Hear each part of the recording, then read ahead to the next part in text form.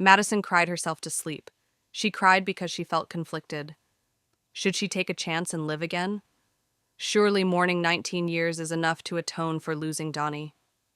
Welcome back, friends. So glad you've come back to hear what Madison decides to do about Beau. Has he truly given up on her? Let's find out. Morning came too soon for Madison, and she was tired.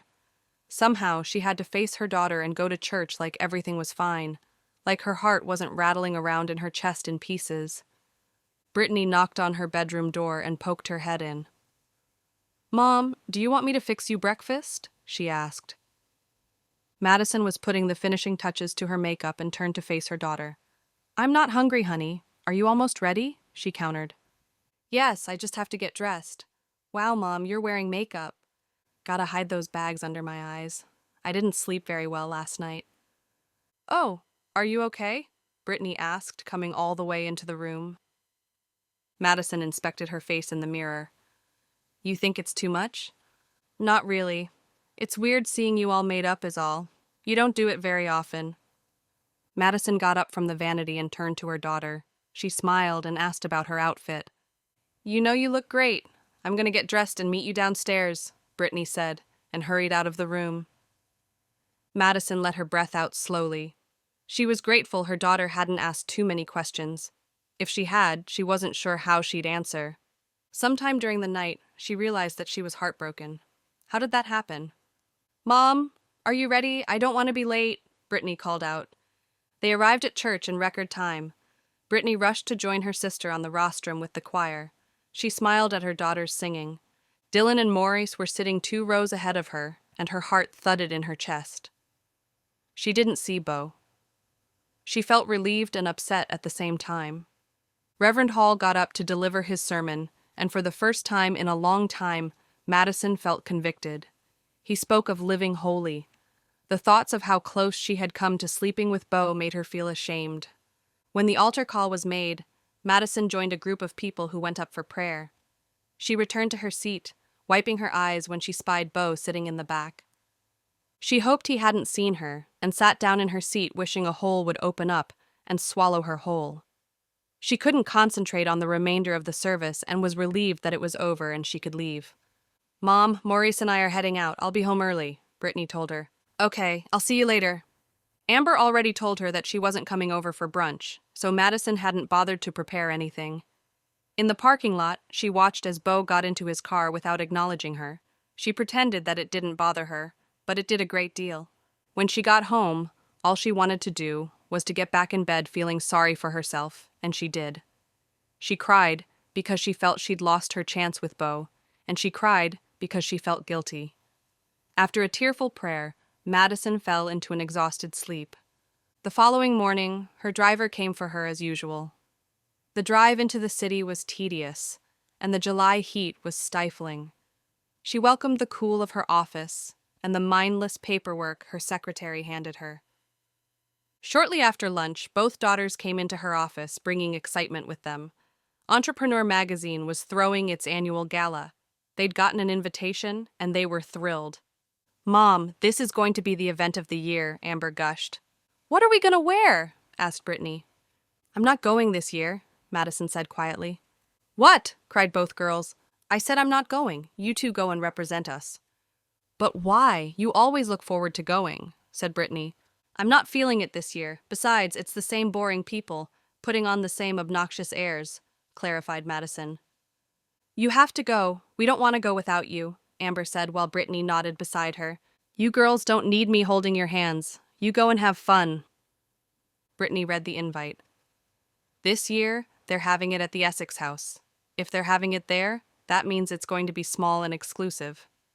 Amber snatched the card from her sister. "Let me see. There's no guest list." "They don't usually have one beforehand. It's usually a surprise to see who's there." Brittany came around her mother's desk and threw her arms around her. "Mom, please reconsider. We probably got the invite because of the new store. We've got to go." Amber handed her the card. Madison acknowledged the date and finally agreed. The girls immediately morphed into shopping mode. They spent the remainder of the day planning wardrobe and hairstyles. The first weekend of August, Madison and her daughters gathered to prepare for an evening of fine dining, dancing, and networking. Madison opted to wear a silk peach-colored gown. A single wide pleated strap on the left held the bodice up on her shoulder. From the waist down, long peach silk material pooled at her feet. The girls and their boyfriends were equally elegant in their gowns and tuxedos. Once inside the venue, they separated while Madison searched until she found Regina and her husband. Most of the cosmetology establishments were represented, and they would all be seated at the same table. Regina's husband found some people he knew and walked over to catch up, leaving the ladies to gossip. When dinner was announced, their group went to find their seats. Across the table sat Cheryl and Beau. She was a young go-getter who recently made the list of top 100 successful businesswomen. Not known for her tact, Cheryl Miller had been a thorn in their sides, stirring up the gossip mill for attention. She was the one who'd made that public comment about Madison's escort the previous year. She had intimated that her escort was young enough to be her son. Madison had been mortified. And now they were seated across from one another. Beau must be her +1. How did that come about, she wondered. Madison Blake, nice to see you again. I heard you opened up a new store.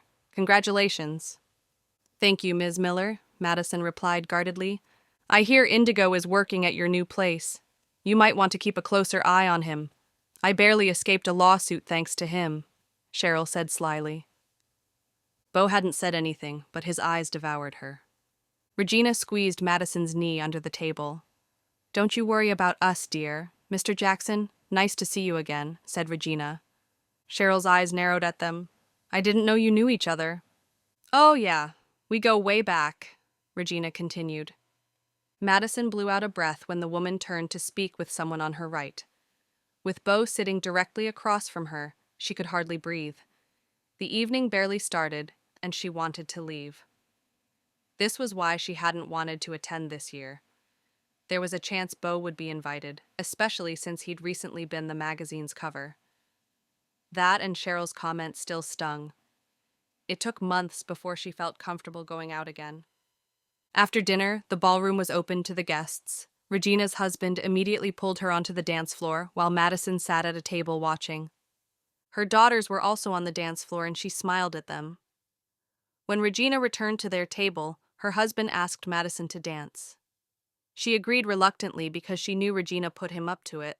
She resigned herself to the pity dance when she heard someone ask to cut in. Before Madison could protest, she found herself in Beau's arms. I hope you don't mind, but I couldn't resist. You look beautiful. Beau's southern drawl wrapped around her like a warm blanket. She looked up into his eyes and saw what she recognized as desire. Thank you. I wasn't expecting to see you here, Madison replied, hoping there wasn't a bolt of lightning aimed at her. I wasn't going to attend. I hate these things. I felt obliged since I was featured in their last issue. I wasn't going to attend either, but the girls refused to come if I wasn't going. I'm glad they persuaded you. You are the best thing here tonight. Madison's eyes scanned the room and caught Cheryl glaring at her. I know it's none of my business, but you should be careful with Cheryl Miller. I realize that now. I'm actually standing in for one of my techs. He was supposed to be her date for tonight, explained Beau. Why aren't you dancing with her? I was taking a break when I saw you on the dance floor. Who was that man? Seeing her wrap her arms around another man didn't sit right with him. If you must know, that was Regina's husband. The music ended and Madison pulled away gently. She smiled up at him and thanked him for the dance. She returned to her table, leaving Beau on the floor staring after her. That was quite the spectacle on the dance floor, Regina said with a chuckle. Cheryl will have something to say about it, I'm sure. I wondered why she was glaring at me. It was just a dance, nothing more. She wasn't happy, I can tell you that. I've sent him on his way safe and sound, Madison insisted. Just then, Brittany walked over with Amber and their escorts. They were going to ditch her. Madison already knew that look she was sporting. Hey, Mom, do you think you could ride with Auntie Regina tonight? We're leaving, and I'm sleeping over at Amber's later. Don't worry, Mom. We won't stay out late, Amber assured her. Madison turned to her friends. You guys won't mind dropping me off? Regina winked at Brittany. Don't you girls worry about your mama. We've got her. Madison rolled her eyes and the group took off. Ever since they've met those boys, they've stopped hanging with me. Hurts, doesn't it? When our boys started dating, all of the sudden we weren't cool anymore either. That's life, I suppose, Regina said. Yeah, I suppose, agreed Madison. Whoa, would you look at that, Regina said, pointing to a couple dancing a few feet from them. Madison turned to look. Beau was struggling to keep Cheryl at arm's length. The girl was determined to be his second skin. Cheryl was rubbing suggestively against him. Madison turned away, feeling ashamed for the young woman. The music was slow and sensuous, and most of the other dancers on the floor were dancing closely, although not as suggestively as Cheryl. Regina watched the show, giving Madison blow by blow what was happening behind her. Finally, her husband asked her to stop. The evening finally came to an end, thankfully, and Madison was careful to stay away from the press taking pictures. She didn't want to be featured in the morning's gossip page. She watched as Cheryl vied for their attention. Since Beau was featured on the magazine's cover, they were all over him, and Cheryl made sure she was glued to his side. Regina and Madison waited at the entrance while her husband went to get their car. A commotion behind them caught their attention. "You promised to take me home, Beau," Cheryl insisted loudly. "Ms. Miller, I agreed to meet you here as your +1. I do not recall taking you home part of our agreement. I regret to inform you that I have a prior engagement and I apologize for misleading you. Good evening." Beau tipped his hat and walked away from her and purposely toward Madison. "Thank you for waiting for me, Maddie," he said when he reached her. "The car is this way," he said, pointing to his Escalade. Wordlessly, Madison allowed him to lead her to the car. She turned to wave to Regina, who watched open-mouthed. When they were a block away, Beau turned to her. "I'm sorry I put you on the spot like that. That woman was the reason I stay away from functions like these. If you want to call your friends, we can meet with them and you can switch cars," he offered. Madison nodded and tried calling Regina, but it went straight to voicemail. She tried a few more times with no success. "I guess you're taking me home," she said softly. "Only if it's okay with you," he said. "A cab would cost a mint and I'm clueless of the train schedule on a weekend. If you don't mind, I'd appreciate the ride." "It's no trouble at all." Madison leaned back to get comfortable. "What happened, if you don't mind me asking?" "Ms. Miller is friends with one of my techs. He was supposed to take her, but his father had a stroke, and he asked if I would stand in for him since I was already going. He assured me that she was a no-nonsense businesswoman and even showed me a picture, so I agreed." Madison chuckled. "You fell for a pretty face." Beau gave her a dirty look. "I agreed, and she insisted that we meet at the venue. I knew she was trouble as soon as I met her." "This is New York City, Beau. The young women here are predatory. Not at all like those Southern belles you're used to," Madison explained. "I've been running away from women like that since high school. All they want is to be seen with me or get in good with my family. I stopped dating for a while because I couldn't take it anymore." "Oh, poor you," Madison said sarcastically. "What about you? Why doesn't the most beautiful woman I've ever seen have a man?" "Life is just easier and less messy that way. If I want to go out, I have good friends to hang out with," she replied. She felt a warmth grow around her belly at his compliment. "I don't buy it. You are a very passionate woman. I wonder why a man isn't cherishing you. And for the record, I'd like to be one of those friends you hang out with." Madison turned to him. "I don't want a man cherishing me, and even if I did, I wouldn't choose you because I'd get my—" She almost said he'd break her heart. "I assure you, it is not my intention to cause you harm," responded Beau in his Southern charm way. He fully understood the implications of her statement. "I don't want to talk about this anymore." Madison turned to watch the scenery out the window, ignoring him. The gentle ride lulled her to sleep, and Beau drove into the driveway and turned to watch her sleep. She intimated that he'd hurt her, but she got it all wrong. All he wanted was to love and cherish her. She deserved that. He couldn't stop himself as he leaned over to kiss her lips. She kissed him back until she was fully awake and pushed him away.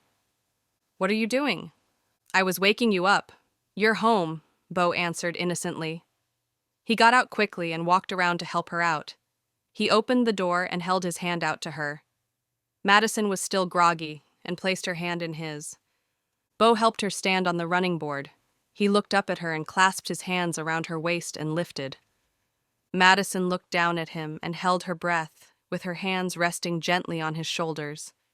God knows how much she wanted to stay in his arms. This thing between them was so powerful. Bo let her down gently, his eyes boring into hers. It was an eternity before Madison pushed away. "Would you like to come in for a drink?" "Yes!" Bo went around quickly to turn the ignition off and met her at the door. When she was just standing there staring at the door with the keys dangling in her hand, Bo took the keys from her and unlocked it. Once inside, Madison came to herself. She headed toward the kitchen with Bo trailing behind her. "I don't keep alcoholic beverages here. I can offer you coffee, tea, juice, or water." "Water is fine," Bo whispered. Madison grabbed 2 bottles of water from the refrigerator and handed one to him. Bo chugged his down while Madison sipped hers, regarding him expectantly. He watched her inner struggle. If he was honest with himself, he was a tiny bit indecisive too. He called up the image of her crying at church. He knew how she felt. They shouldn't indulge. As painful as it would be if she decided to send him away, he'd go. Madison finished her water and smiled at him. "Come." She took his hand and led him upstairs. There was no time to admire the pictures on the walk-up, and no time to comment on the decor. She reached to open her bedroom door, and they walked in. "Well, that's it for now. Are you feeling as relieved as I am right now? I think it's about time she made a decision, don't you? I think he was right when he said that he thought they were right for each other. Comment what you think is going to happen. I bet you won't expect what's going to happen next. Like, share, and subscribe."